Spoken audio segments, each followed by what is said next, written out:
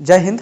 आज हम लोग इतिहास के बारे में पढ़ेंगे। शुरुआती इतिहास कब से हुआ, इतिहास कितने प्रकार का होता है, इतिहास के पिता कौन हैं, और यह इंपॉर्टेंट हो जाता है जब आप कॉम्पिटिटिव एग्जामिनेशन की तैयारी करते हो। क्योंकि क्या होता है कॉम्पिटिटिव एग्जामिनेशन में कि आपको कई बार ऐसा होता है कि 1000 क्वेश्चन पढ़कर जाने के बाद भी एक क्वेश्चन भी नहीं बनता, और 100 क्वेश्चन पढ़कर जाने के बाद भी 10-50 बन जाता है। तो यहाँ पे हम लोग सिलेक्टेड टॉपिक पढ़ेंगे जो कम से कम सभी एग्जाम में आता हो, और उन्हीं टॉपिकों को हम लोग बेहद आसान तरीके से पढ़ेंगे। तो सबसे पहले हम लोग शुरू करते हैं इतिहास। इतिहास जिसको हम लोग इंग्लिश में हिस्ट्री कहते हैं। अब इसमें क्या होता है कि इतिहास के पिता हेरोडोटस को कहा जाता है, यानी एज फॉर हिस्ट्री और एज फॉर हेरोडोटस।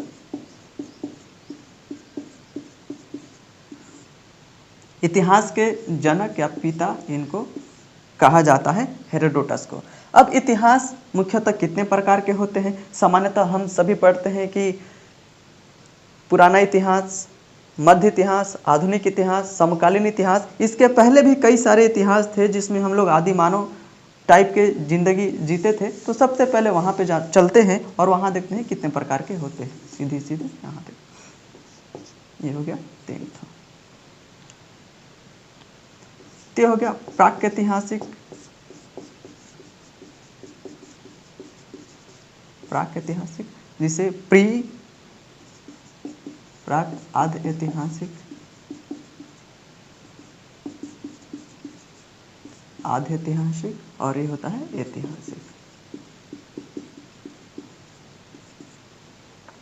इसमें देखिए इसको हम लोग क्या बोलते हैं, प्री भी बोलते हैं, इसको प्रोटो बोलते हैं। ठीक है। अब इसमें देखिए इसमें क्या होता है, प्रागैतिहासिक में लिखित अवशेष नहीं थे जो लिखित रूप में हो सके कि ये लिखा गया है कि ये होता है कि नहीं होता है। और इसको सबसे ज़्यादा अगर देखा जाए तो 80% इसको हम लोग भूगोल में पढ़ने को मिलता है, भूगोल में पढ़ने को मिलता है। उस समय क्या था कि आदि मानव मनुष्य उस समय उतना विकसित नहीं था। हम लोग सीधा है, उस समय मनुष्य झुक के चलता था, जानवरों की भांति व्यवहार करता था, खाने के लिए कुछ नहीं थे। इसको हम लोग पाषाण काल कहते हैं, पाषाण काल। पाषाण काल यानी स्टोन, ये हो गया। अब आध ऐतिहासिक में आ जाता है लिखित, इसमें भी था, लेकिन क्या है कि इसमें लिखा ऐसे गया था जो पढ़ पाना मुश्किल था। जैसे सिंधु घाटी सभ्यता है, मोहनजोदड़ो है, तो इसमें क्या है कि ऐसे शब्द लिखे गए हैं जो पढ़ पाना मुश्किल हो जाता है और इतिहासकारों के लिए काफ़ी कठिन समस्या उत्पन्न कर देता है। तो इसमें क्या होगा, सिंधु घाटी की सभ्यता पढ़ने को मिलेगा, सिंधु घाटी, मोहनजोदड़ो, ये सब चीज़ें आपको पढ़ने को मिलेगी। इसमें पाषाण काल में सबसे ज़्यादा पत्थरों का इस्तेमाल किया गया है, प्रागैतिहासिक इसको प्री भी कहते हैं, और लिखित में यह नहीं है, यानी कि पहले के लोग पढ़े लिखे थे ही नहीं। बाद में जब सिंधु घाटी सभ्यता आया तो इसमें पढ़े लिखे थे, तो यह आध ऐतिहासिक कहलाता है। इस ऐतिहासिक में हम लोग देखते हैं यह इंपॉर्टेंट है क्योंकि लिखित था, क्योंकि इस समय बड़े बड़े विद्वान इतिहासकार भी आ चुके थे। ये लिखित था क्योंकि इसको अच्छे से लिख भी सकते थे, पढ़ भी सकते थे, यह कई भाषाओं में लिखा था। तो इसमें क्या था, सबसे पहले देखा जाए तो इसमें देखा जाए पुराना इतिहास, पुराना इतिहास, फिर इसमें मध्य इतिहास, और इसमें तीसरे में आ जाएगा आधुनिक इतिहास, और चौथा होगा समकालीन, या फिर नेहरू का इतिहास, या फिर विश्व का इतिहास। ये विश्व का इतिहास, इसमें क्या हो जाता है समकालीन। अगर आप छोटे छोटे कॉम्पिटिटिव एग्जामिनेशन की तैयारी करते हो तो ये पुराना, मध्य और आधुनिक, यानी कि एनिसेंट, मिडिल और इसमें क्या होता है मॉडर्न हिस्ट्री, ये इन सभी चीज़ों को पढ़ना होता है। समकालीन तब हम पढ़ते हैं जब हम किसी सिविल सर्विसेज की तैयारी करते हैं, चाहे किसी भी स्टेट पीएससी हो, चाहे यूपीएससी हो, तो उसमें समकालीन इतिहास पढ़ना बेहद जरूरी हो जाता है।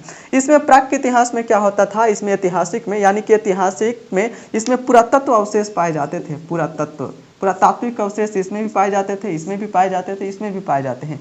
इसमें पुरातात्विक अवशेष पाए जाते हैं, जैसे कि यहाँ पे हो गया कि सम्राट अशोक था, उसके घर के दरवाजे, खिड़की के अवशेष कुछ पाए जाते हैं, और इसमें तो बहुत सारा अवशेष मिलेगा। इसमें क्या होगा कि मनुष्य कैसे जीता था, उस समय के बड़े बड़े चट्टान, पत्थर, ये सब चीज़ें पाए जाते थे। इसमें पाषाण काल में हो गया तो पुरातात्विक का नाम इंग्लिश में होता है आर्कियोलॉजिकल। आर्कियोलॉजिकल होता है, कई बार एग्जाम में पूछता है, छोटे छोटे कॉम्पिटिटिव एग्जामिनेशन में पूछ देता है कि आर्कियोलॉजिकल का संबंध किससे है, तो उसमें दे देगा आपको ऐतिहासिक, बाकी पुरातात्विक। तो ये सब चीज़ें क्या है, जब हम पुराने चीज़ों का अध्ययन करते हैं जा करके तो उसको हम लोग आर्कियोलॉजिकल कहते हैं। तो इतिहास के पिता हेरोडोटस हो गए। ये कितने प्रकार का हो गया, ये हो गया प्राक-ऐतिहासिक, आध्य-ऐतिहासिक और ऐतिहासिक। ऐतिहासिक में 4 ठो आते हैं और प्राक में पाषाण काल कहा जाता है और आध्य ऐतिहासिक में सिंधु घाटी सभ्यता, मोहनजोदड़ो, ये सब पढ़ने को मिलेगा। इतना हो गया। अब पाषाण काल को देखा जाता है। पाषाण काल को भी 3 भागों में बांटा गया है। प्राक-ऐतिहासिक को ही पाषाण काल कहते हैं और पाषाण काल को मुख्यतः 3 भागों में बांटा गया है। पाषाण काल को पाषाण काल, या फिर इसको हम लोग, ये पाषाण काल हो गया और पाक के पाषाण काल, जिसको हम लोग प्री स्टोन भी कहते हैं। इसमें क्या था, जो पाषाण काल था इसको 3 भागों में विभाजित किया गया था। 3 भागों में विभाजित किया गया था। पहला था पूरा पाषाण,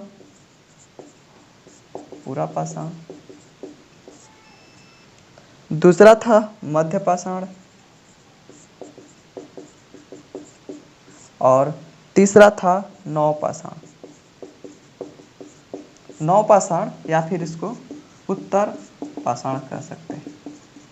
उत्तर पाषाण इसलिए कहा जाता है कि इतिहास में नए का मतलब उत्तर से प्रयोग किया जाता है। जब आप इतिहास पढ़िएगा तो उत्तर समकालीन भारत, उत्तर गुप्त भारत, तो समझ जाइएगा कि वो नए तरफ इशारा कर रहा है। तो यहाँ पे नवपाषाण काल ये हो गया। अब पूरा पाषाण काल का जो अवशेष मिलता है 25 लाख से लेकर 12,000 साल तक, ईसा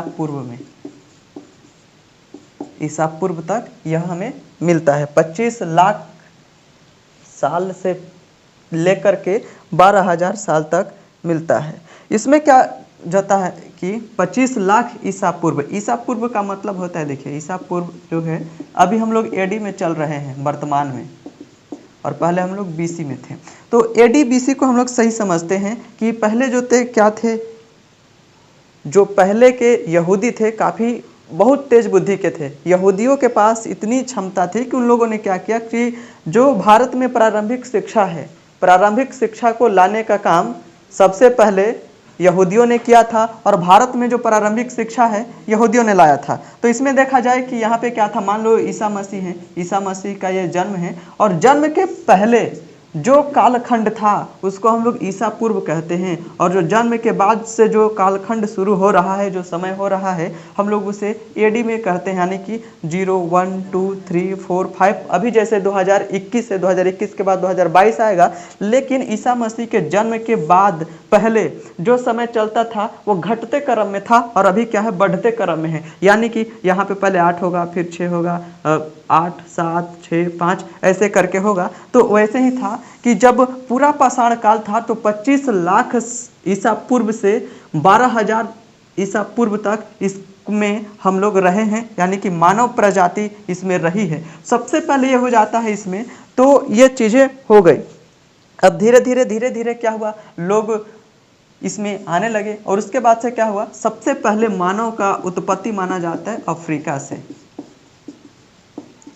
अफ्रीका को ही मानव का क्या कहा जाता है, उत्पत्ति केंद्र। कई बार परीक्षाओं में पूछा जाता है कि मानव सबसे पहले कहाँ आए थे, तो अफ्रीका में आए थे। उस समय क्या था, मानव खाना बदोश की जिंदगी जीते थे, यानी कि खाते थे, सो जाते थे, कोई काम नहीं था, क्योंकि उस समय उन लोगों के पास उतना ज्ञान था नहीं।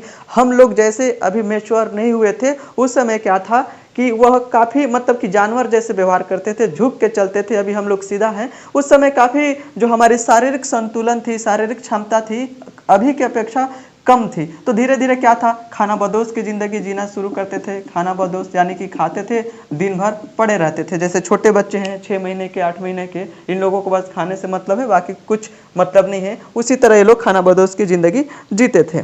धीरे धीरे क्या हुआ, अब कि ये लोग खाना खाने के लिए अलग अलग तरीके के शिकार करते थे। आखेट बोला जाता था, आखेट करते थे उस समय। आखेट को ही शिकार कहा जाता है, याद रखिएगा।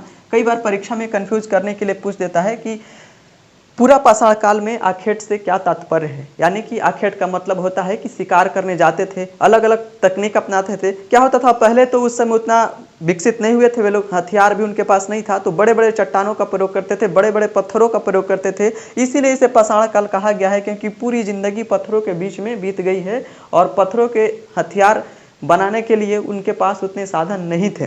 धीरे धीरे क्या होता था, अगर किसी जानवर को मारना होता था तो 2-4 झुंड बना करके जानवरों को उस रास्ते से भगाते थे, पहले से प्लानिंग करके वहाँ पे बड़े बड़े चट्टानों के ऊपर बैठकर बड़े बड़े पत्थर रखते थे, और जैसे ही जानवर जाते थे पत्थर ऊपर से फेंक देते थे तो जानवर वहाँ दब जाता था और ऐसे ही कच्चा खा जाते थे।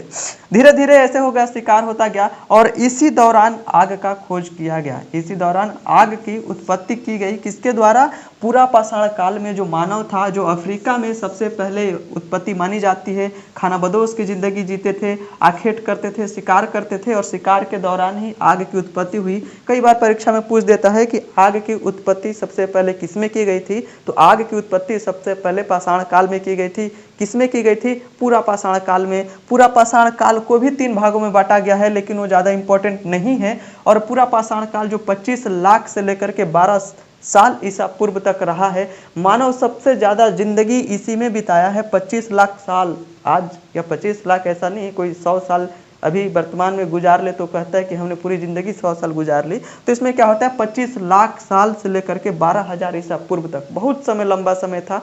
तो परीक्षा में आता है कि मानव सबसे ज़्यादा समय किस काल में बिताया है। यह एमपीएससी परीक्षा में प्रीलिम्स में पूछा गया प्रश्न था। एमपीएससी में पूछा गया था कि मानव ने सबसे ज़्यादा समय किस कालखंड में व्यतीत किया गया था, तो होगा पूरा पाषाण काल में। खानाबदोश की जिंदगी जीते थे, धीरे धीरे आग का इस्तेमाल किया गया, बड़े बड़े पत्थरों का इस्तेमाल किया जाता था, और यहीं पे आग की खोज हुई। और खानाबदोश और खाद्य संग्राहक इसे कहा जाता है, खानाबदोश या फिर खाद्य संग्राहक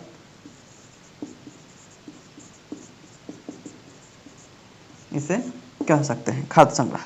धीरे धीरे ये हो गया। अब मध्य पाषाण काल में, मध्य पाषाण काल की बात की जाए तो मध्य पाषाण काल जब चला तो 12,000 ईसा पूर्व से लेकर के, मिटा देता हूं इसको, याद कर लीजिएगा बाकी।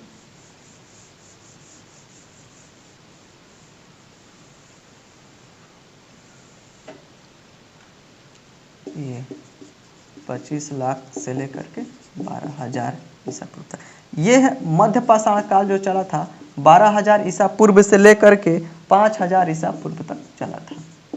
इसमें देखिए, इसमें क्या हुआ कि ये अंत्योष्टि कार्यक्रम, अंत्योष्टि कार्यक्रम,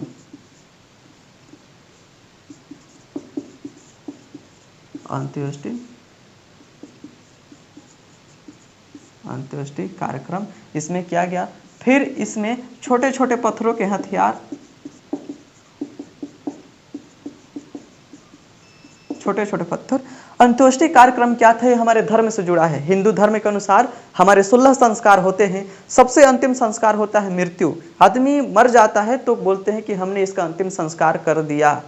वह सबसे अंतिम संस्कार होता है। मरने के बाद आदमी या फिर दफना दे या फिर उसको जला दे, तो उसको हम लोग अंतिम संस्कार कहा जाता है। हिंदू धर्म के अनुसार मनुष्य में 16 संस्कार पाए जाते हैं। एक माँ बच्चे को जन्म देती है, वो भी एक संस्कार है। उसके गर्भ में पल रहा बच्चा भी एक संस्कार है। और हम लोग बड़े का अपमान करते हैं तो कोई बोलता है कि तुम्हारे अंदर संस्कार है कि नहीं है। तो ये सब चीज़ें क्या है? संस्कार है। हिंदू धर्म के अनुसार कितने हैं? 16 संस्कार पूछे जाते संस्कार हैं, या परीक्षा में पूछा जाता है। जैसे छोटे छोटे कॉम्पिटिटिव एग्जामिनेशन देने जाओगे तो जब भी पाषाण काल की बारी आएगी तो अगर मध्य पाषाण काल में पूछा तो बोलेगा अंत्योष्टि कार्यक्रम क्या है और इसमें 16 संस्कार क्या होते हैं। अब 16 संस्कार में सबसे अंतिम संस्कार होता है मृत्यु, जिसको हम लोग अंतिम संस्कार बोलते हैं। और इसमें क्या था? अंत्योष्टि कार्यक्रम हुआ। छोटे छोटे पत्थर, काफी नुकीले पत्थर बनाना शुरू कर दिए, शिकार करने में आसान होता था। इस समय काफी थोड़ा थोड़ा सा धीरे धीरे मैच्योर होने लगे मानव प्रजाति। इसको माइक्रोलिथ कहा जाता है। इसमें पत्थर को माइक्रोलिथ भी कह सकते हैं। तो यह काल मध्य पाषाण काल कितने में चला? 12,000 ईसा पूर्व से लेकर के 5,000 ईसा पूर्व तक। मुझे उम्मीद है कि आप लोगों को ईसा पूर्व अच्छे से समझ में आ गया होगा। यानी कि ईसा पूर्व, ईसा मसीह के जन्म के बाद ईसा पूर्व, और ईसा मसीह के जन्म के पहले ईसा पूर्व होता था और जन्म के बाद हम लोग ईस्वी यानी कि एडी में चल रहे हैं। नवपाषाण की बात की जाए तो सबसे इम्पोर्टेंट है नवपाषाण। नवपाषाण में देखा जाए नवपाषाण का जो कार्यकाल रहा वो 5000 ईसा पूर्व से लेकर के 3000 ईसा पूर्व तक रहा। 5000 से 3000 ईसा पूर्व तक रहा है। यह सबसे इम्पोर्टेंट है। नवपाषाण काल की बात की जाए यानी कि इसको हम लोग उत्तर पाषाण काल कहते हैं। उत्तर पाषाण काल नवपाषाण काल में हो गया कि इसमें क्या होता है, जैसे जैसे मनुष्यों में विकसित होना, उनकी मैच्योरिटी बढ़ती गई, दिन पर दिन बढ़ती गई, वो मैच्योर होने लगे, तो धीरे धीरे क्या हुआ कि इन लोगों में गुटबाजी होना शुरू हो गया। अलग अलग का ग्रुप था, जैसे जानवर जंगल में रहते हैं उन लोगों का समूह रहता है, वैसे ही नवपाषाण काल के दौरान ग्रुप था। तो अचानक से क्या हुआ, दो गुटों में आपसी विवाद हो गया। विवाद इस कदर था कि एक गुट को छोड़कर वहां से भागना पड़ा, और यह आकर के एक ऐसे जगह पे आ जाते हैं जहां पे इन लोगों के लिए खाने के लिए जानवर भी नहीं मिलता था। जानवर, क्योंकि इन लोगों ने जानवर का ही शिकार किया था, इसके अलावा ये लोग पेड़ पौधे फल सब्जियां ये सब नहीं खाते थे, क्योंकि उस समय ज्ञान नहीं था। बस यह सिर्फ और सिर्फ जंगलों में जानवर को मारकर ही खाते थे। जब यह हो गया नवपाषाण काल में, जब ये लोग आ गए यहाँ पे भाग करके, तो ये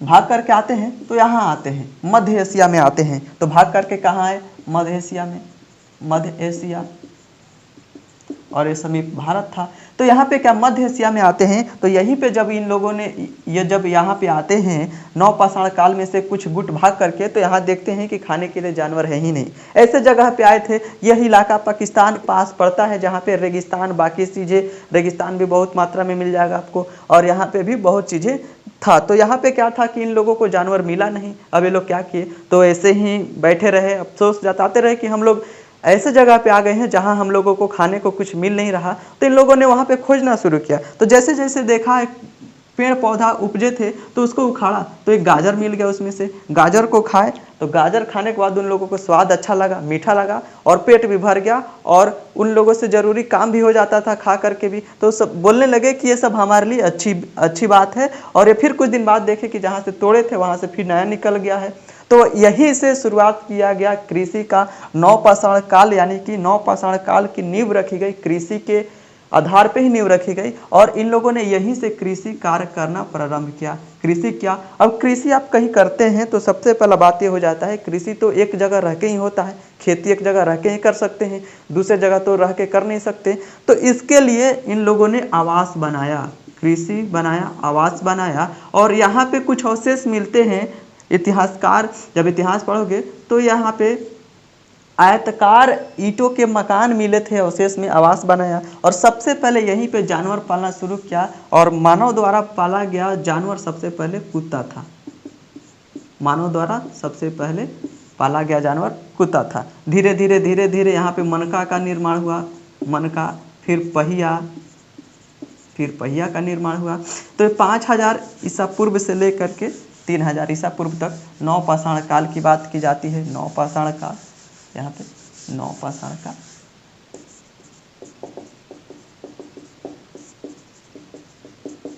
नवपाषाण काल हो गया। अब इसको उत्तर पाषाण काल भी कहते हैं, याद रखिएगा।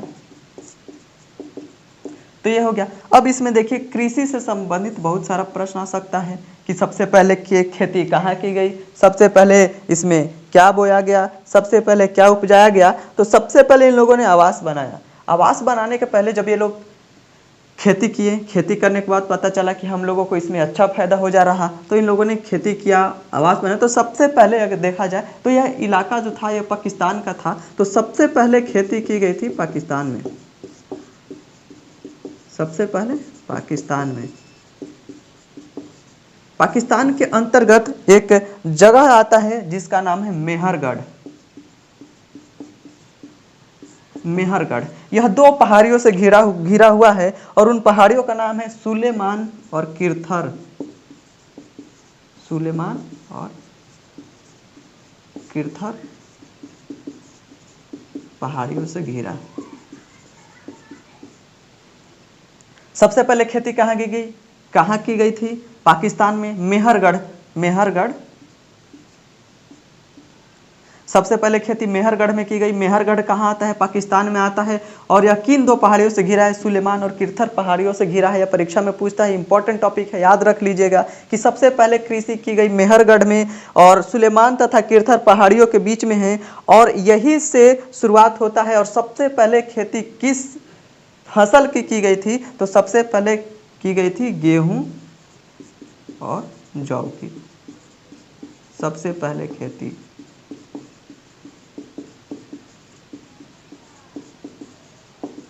कहाँ पे? मेहरगढ़ में। मेहरगढ़ कहाँ है? पाकिस्तान में। और मेहरगढ़ कहाँ स्थित है? तो सुलेमान तथा किरथर पहाड़ियों से घिरा हुआ एक जगह था, जहाँ पे गेहूं और जौ सबसे पहले उपजाए गए थे। किनके द्वारा? मानव के द्वारा कृषि की गई थी। सबसे पहले कृषि कब की गई थी? तो 7000 ईसा पूर्व में। 7000 ईसा पूर्व में खेती की गई थी। अब यहाँ पे कंफ्यूज होंगे कि नवपाषाण काल 5000 ईसा पूर्व है, तो 7000 ईसा पूर्व तक खेती कैसे हो गई? देखिए, कई था, इसमें अलग अलग कालखंड थे। जैसे वर्तमान में अभी मुंबई है, और छोटे छोटे राज्य देखिए, जैसे कि असम हो गया, बाकी राज्य देखिए, अरुणाचल प्रदेश हो गया। तो इसमें क्या है कि विकसित अभी कम है, क्योंकि यहाँ पे पहुँच पाना, लोगों को साधन पहुँच पाना अभी कम है। देश तो आज़ाद 1947 में ही हो चुका था, लेकिन मुंबई आज कहाँ है और वो राज्य कहाँ है? तो इसी तरह वैसे ही हुआ था। 7000 ईसा पूर्व से ही खेती प्रारंभ हो चुका था, लेकिन विकसित कब आया? जब ये लोग अच्छे अच्छे खेती करना शुरू कर दिए। गेहूँ का शुरू किए, जौ का किए, क्योंकि गेहूँ को लगाने में ज़्यादा मेहनत तो है नहीं। धान जैसे, धान में क्या है, पहले उसको डालो, फिर उसको उखाड़ो, फिर उसको रोपो, तो इसमें कई सारे प्रक्रिया नहीं थे। गेहूं को ऐसे ही रख दो और वो हो जाता था।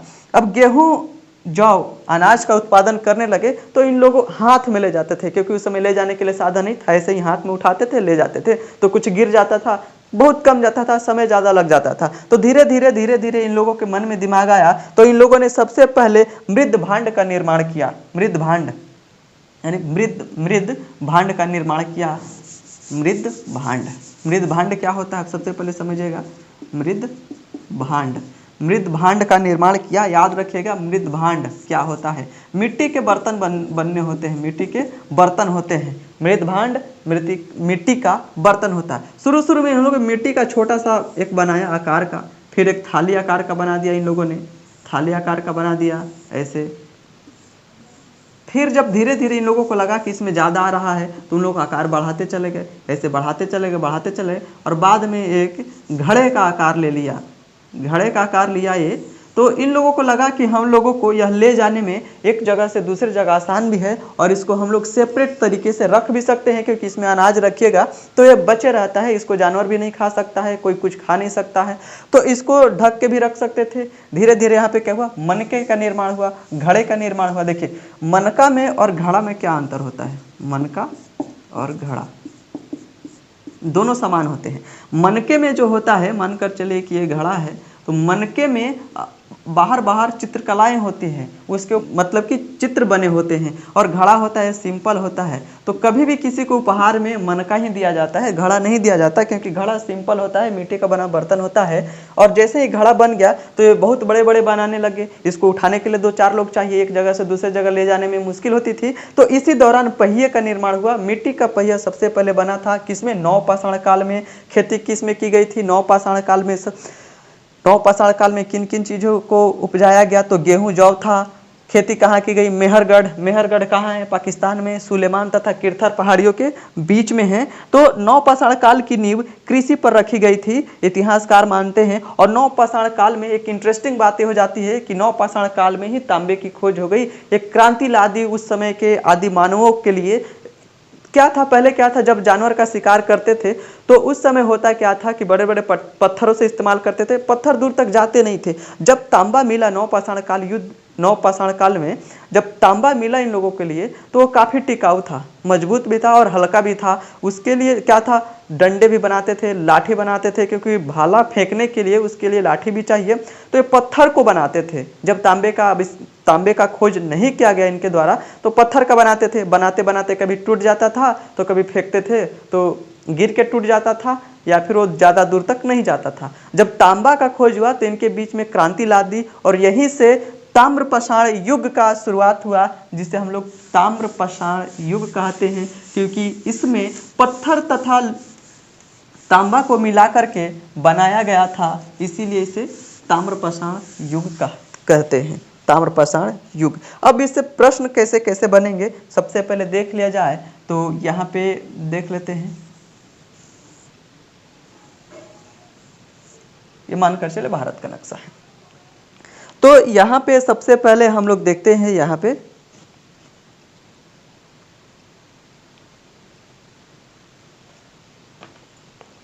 ये मद्रास हो गया। वर्तमान में इसका नाम क्या है? चेन्नई। सबसे पहले मानव खोपड़ी मिली थी यहीं पे, मानव खोपड़ी यहीं पे मिली थी। कहाँ पे मिली थी? इसका नाम था पलवरन, पलवरन में। और यहीं पे एक अवशेष मिला था तांबे की कुल्हाड़ी, तांबे की कुल्हाड़ी जगह, तांबे की कुल्हाड़ी सबसे पहले मिली थी अतीर मकम, यहाँ मिली थी तांबे की कुल्हाड़ी। मद्रास यानी कि चेन्नई के अंतर्गत, यहाँ पे आ जाता है मध्य प्रदेश, ये हो जाता है मध्य प्रदेश, यानी कि मध्य प्रदेश, ये हो गया मध्य प्रदेश, बीच में था। तो मध्य प्रदेश में एक अवशेष मिलता है भीमबेटका, भीमबेटका एक जगह का नाम है। भीमबेटका में सबसे पहले चित्र मिला था, चित्रकला मिला था, यानी कि उस समय ज़्यादा लोग तो पढ़े लिखे नहीं थे, लेकिन फिर भी चित्रकला में भरोसा रखते थे और उस समय टाइम पास करने के लिए चित्र बनाते थे। तो ऐसे ही कुछ कुछ बना देते थे, जो मन में आया उसी को बना दिए। तो सबसे पहले भीमबेटका मिला था। भीमबेटका कहाँ है? मध्य प्रदेश में, मध्य प्रदेश में है। कौन से जिले में है? रायसेन जिले में है, याद रखेगा, रायसेन जिला है, भोपाल के पास में ही पड़ता है। और यह विंध्याचल पर्वत के पास है, विंध्याचल पर्वत के पास है और नर्मदा नदी, नर्मदा घाटी के पास में है। तो प्रश्न पूछता है कि भीमबेटका, यह एमपीएससी में पूछा भी था कि सबसे पहले चित्रकला के अवशेष कहाँ प्राप्त हुए? तो भीमबेटका। भीमबेटका किस जिले में पड़ता है? रायसेन। रायसेन किस राज्य में है? तो मध्य प्रदेश। और भीमबेटका किस पहाड़ी के पास है? तो विंध्याचल पर्वत के पास है, नर्मदा घाटी के पास है, इतना याद रखेगा। फिर यहाँ पे मिल जाता है बिहार में, चिरांद जगह का नाम है चिरांद। यहाँ पे भारत में सबसे पहले अवशेष मिले थे, यहाँ पे हड्डियों के हथियार बनाए गए थे। तो चिरांद पड़ता है सारण, यानी कि वर्तमान छपरा में, बिहार के अंतर्गत मिलता है चिरांद। अब फिर यहाँ पे आ जाता है उत्तर प्रदेश में चावल के अवशेष मिलते हैं, चावल यानी कि धान जिसको बोल सकते हैं। यहाँ पे कोल्डिहुआ में,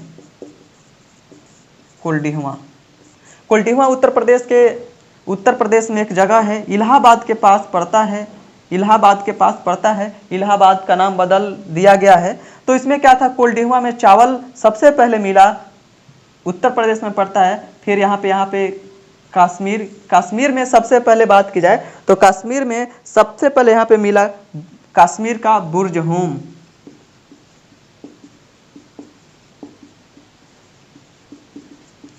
बुर्ज होम। बुर्ज होम ऐसा होता है कि मानकर चले कि जैसे कोई जानवर अपने आप को बचाने के लिए, तेज हवाओं से बचाने के लिए गड्ढा बना करके बैठता है, उसी प्रकार के उस समय के आदिवासी क्या करते थे, वैसे ही बैठते थे और वैसे ही बनाते थे। जमीन के अंदर गड्ढा खोद करके उसमें घर बनाते थे। तो गड्ढा खोद कर घर बनाना, गर्तावास इसे बोल सकते हैं, या फिर गर्तावास बोल सकते हैं, गर्तावास बोल सकते हैं। और इस गर्तावास की खासियत ये थी कि अगर किसी की मृत्यु हो जाती है जो इस गर्तावास में रह रहा है, तो उसको उसके कुत्ते के साथ ही दफना दिया जाता था। उसके शव को मृत्यु के पश्चात इसको इसमें दफना दिया जाता था। तो कश्मीर का ब्रुज होम हो गया, गर्तावास के लिए प्रसिद्ध है, सबसे पहले वहाँ अवशेष मिले थे। अब यहाँ पे हो गया पाकिस्तान, यहाँ पे उस समय था पाकिस्तान मेहरगढ़, मेहरगढ़ ये कौन कौन से पहाड़ियों से घिरा हुआ था? तो ये था सुलेमान और किरथर पहाड़ियों से घिरा हुआ था। और यहाँ पे सबसे पहले खेती यहीं पे की गई थी, गेहूं और जौ उपजाए गए थे।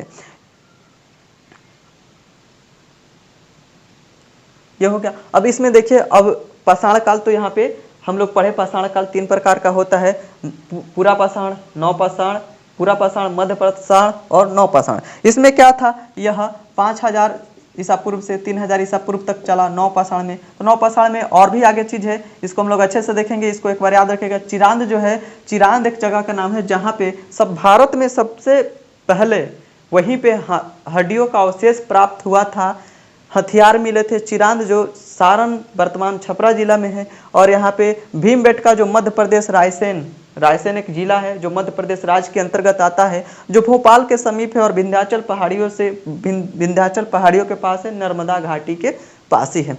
मद्रास में यानी कि चेन्नई कहिए, मानव खोपड़ी सबसे पहले मिली थी कहाँ? पलवरन में। और तांबे की कुल्हाड़ी मिली थी अतीर मक्कम में, अतीर मक्कम। और कश्मीर का बुर्ज होम गर्तवास मिला था कश्मीर में ही। चावल मिला था सबसे पहले कोल्डिहवा, जो उत्तर प्रदेश इलाहाबाद यानी कि प्रयागराज के समीप पड़ता है। तो यह इतना था, और नेक्स्ट टॉपिक हम लोग लेकर आएंगे नेक्स्ट वीडियो में। मुझे उम्मीद है कि आप सबको बेहद अच्छा लगा होगा। जय हिंद, जय भारत।